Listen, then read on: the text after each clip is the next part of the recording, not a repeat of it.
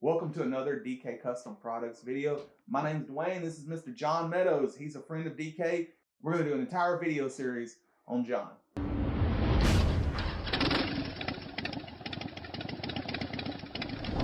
So like I said, we're going to introduce you to Mr. John Meadows. John here is a long distance rider. And the irony of this video is I'm doing the interview instead of Kevin, and I'm a fair weather rider. And Mr. John here has been all over the country, in the Hoka hay, iron butt challenges, and just generally for fun, I suppose. Yep. So tell us about yourself, John. How'd you get into long distance riding? Well, I've been riding all my life, but long distance riding, I was told basically I wouldn't be able to ride a motorcycle anymore. Okay. Because I got a bad leg, and so I wasn't going to let them tell me what I couldn't do. Sure. So I started out with 100 miles, and then 500 miles, and then finally worked my way up to 1,000-mile days. Okay. So, hey, 1,000 miles a day is a lot. That's a lot. I think anybody watching would agree. That's a pretty big feat, to say the least, on a motorcycle. So you ride for a charity, correct? Yeah, on the Hoka hay, you're supposed to, pick a charity that you ride for. Right on. Tell us about that charity. The charity is Mile Monsters Incorporated. They raise money for kids with Duchenne's muscular dystrophy. It affects boys because it affects the Y chromosome that girls don't have. So, it puts a lot of kids in wheelchairs, and Mile Monsters, helps the kids live, their best life. So by getting them bands, for their wheelchairs, or taking them on trips, or just helping them enjoy life. Oh, right on, man. Can't beat that. That's nice. To do long distance on a motorcycle, you got to have a motorcycle. What kind of bike do you ride? This time I've got a 21 Ultra. It's got about 86,000 miles on it right now. Nice. So, but it's hit the lower 48 states, I think 3 times. Nice. And, I've laid my eyes on it. I can tell you this, for that many miles, it's in better condition than my bike. That has a fraction of those miles. So, to say the least, you take very good care of it, and you're very proactive in maintenance, I assume. Yep. And I try to go with the best products I can find. Right on. And DK Customs is pretty much there. So. A little shameless plug there, DK. But, we recently, speaking of DK Custom Products, you've put our oil filter relocation kit on there. You've put our oil cooler on there with it. Tell us everything you got from us. Well, I've got like I said, the oil relocation, the oil filter. I'm running the oil cooler, I'm down by my lowers, which is great. The tank lift with the wings is phenomenal, especially if you got one of these that blows up in your nose. And plus it cools my bike down. Right on. You don't get to 80,000+ miles without keeping the bike cool. I mean, you can, but you want to keep that bike running as good as possible for as long as possible, and that's done by keeping things like the oil temperature down, keeping the head temperature down. And not only that, there's the comfort aspect to it. I'm sure, these bikes get hot, and you're on it all day for 1,000 miles sometimes. You want it to run cool, you want it to be comfortable. So I assume that's why you did the tank lift with cooling deflector wings, correct? Yep. And plus, I only change my oil every 10,000 miles. Okay. And that helps keeping the oil cool, but making the oil last longer. Right. Oh, yeah, that's a good point. You said the magic word oil, and on YouTube, that opens a Pandora's box of comments, because some people change their oil every 3,000 miles. Some people go by, if the manual tells you 5,000, they do that. Some people, don't ever change the oil. Some people, like yourself, go to 10,000 miles. So how do you get away with pushing it to 10,000 miles?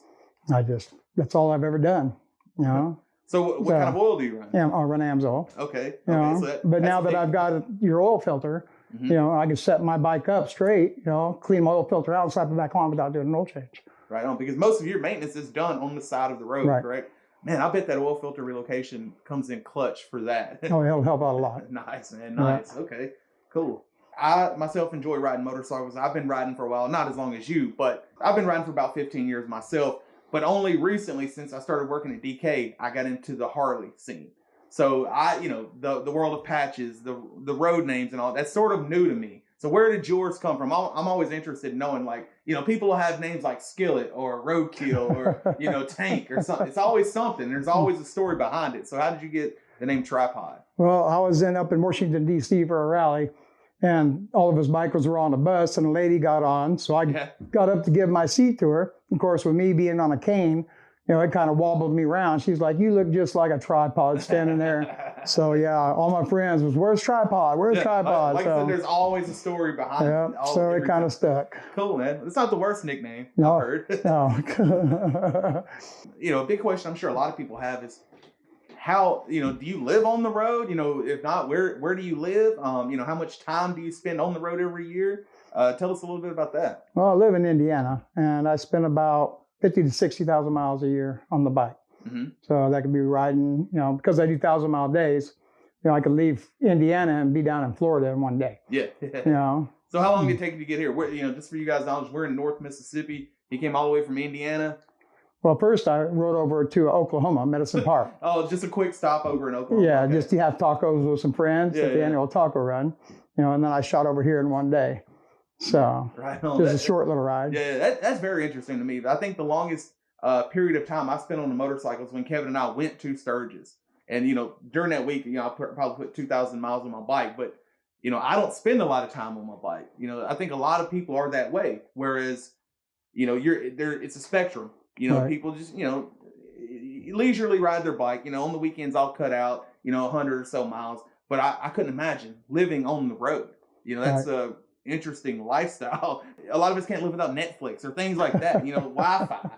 So, that's... But when you're on the bike, you don't need Netflix or Wi-Fi. That's true. The scenery is the best thing. So what made you take that leap then? Like, how long have you been living that lifestyle? I've been living this lifestyle for about 10 years now.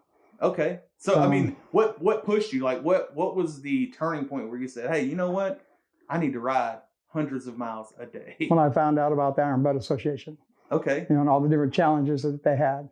So they got the Saddle Sore 1000 was 1,000 miles in 24 hours. Then they got the BBG, was a Bun Burner Gold, which is 1,500 miles in 24 hours. Okay. So it's just constantly pushing yourself. Right on. Just setting a goal and just hitting that mark every time. Yeah. And we're gonna do more videos, later today. And for you guys watching in the coming weeks, we'll have more videos where we're going to go more in depth into those Iron Butt challenges, and John's going to talk about his experiences there, which I'm looking forward to personally. So, like I said earlier, to do 1,000 miles on a motorcycle, you got to have a motorcycle, but you also got to have a road to ride on. So, a lot of us, Kevin has talked to me about places he's ridden to where, the journey to that destination, nothing spectacular, but once he got there, it was great. So, and I have personal roads that I like to ride. So what are some of the roads you've ridden that just leave a lasting memory where, if I had to tell you, if I had to ask you what your favorite roads were, what would your answers be? Well, I would say, of course, you've got the tail of the dragon. Yeah. But my favorite is, the back of the dragon. Okay. It's a lot more technical. Okay. But then you got the Moonshiner, and all those. But my favorite roads to ride are the ones I've never been on before. Nice. I've ridden, all the ones that people tell you, oh, you got to ride this, you got to ride this. Yeah. It's the ones who you just head out, and just go.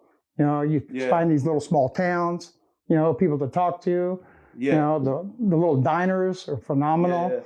Yeah. But they're always the best roads, Man, that's a good point. Usually when I ask somebody that question, they try to come up with an answer. But I like that answer. That's the best answer I've heard to that question. And in addition to having a motorcycle and having roads to ride, you also have to have time. So how much time do you spend out on the roads? And, do you do it in big chunks or, like you said earlier, I stopped over in Oklahoma before I came here, or is it just like, hey, I need to make, a little trip out to Cali or something and come back? Do you spend entire just months, weeks, days? Like how much time do you spend on the road? Well, considering I have a wife and a 16-year-old child, I got to make sure I'm there periodically at my house, but I'll try to, bank out a week, or 14 days, and ride wherever I want to ride, and usually I don't end up using the time that I have. So the more time you spend in the saddle, it shortens up the time you need to be away. Sure. Man, right on. Well, that must be nice because I have an old lady and if I just leave for 8 hours, I got to hear about it. So leaving for days and weeks, man, that's nice. Nice you have it like that. Yeah, well, my wife and son also like to ride. My son's been cross country. He's almost logged, all the lower 48 states, as well as my wife. Cool, so man. It's good to have the family that rides. I know. What so you've been all around America. Do you have anywhere international you would like to go? Not yet. This year we're going from Key West to Homer, Alaska. Okay. On the Hoka hay, so I'm looking forward to that. Oh man, that'll be an adventure. That lifestyle is very interesting. So how could one follow along with you? Like, do you have a social media, an Instagram, Facebook, TikTok? How can our viewers keep track with your adventure? Laying Down Miles. Laying Down Miles? Yeah, Facebook, TikTok, YouTube. It's Laying Down Miles. All right, all one word? All one words. All right, right on, man, right on. The charity you mentioned earlier, how could someone get more information on that or donate to that? Mile Monsters Incorporated. You can look them up online, find out more about what they're about. Yeah. But it's just a lot of long distance riders, like myself, that try to raise money for, a good cause. And these kids are kind of like the best cause there is. Right on, man. Yeah, for sure. Yeah, but Mile Monsters Incorporated. Yeah. Now, like I said, we're going to do more videos with John. We're going to talk about the Hoka hay. We're going to talk about his experience doing iron butt runs. So if you want to keep up with those or be notified when those videos come out, make sure you hit that thumbs up, hit that notification bell. YouTube loves it when you do that, so we love it when you do that. Now, if you have any questions at all, you can find John on Facebook. Shoot him a message there, Laying Down Miles, all one word. Or you can always leave us a comment below. Y'all ride safe out there.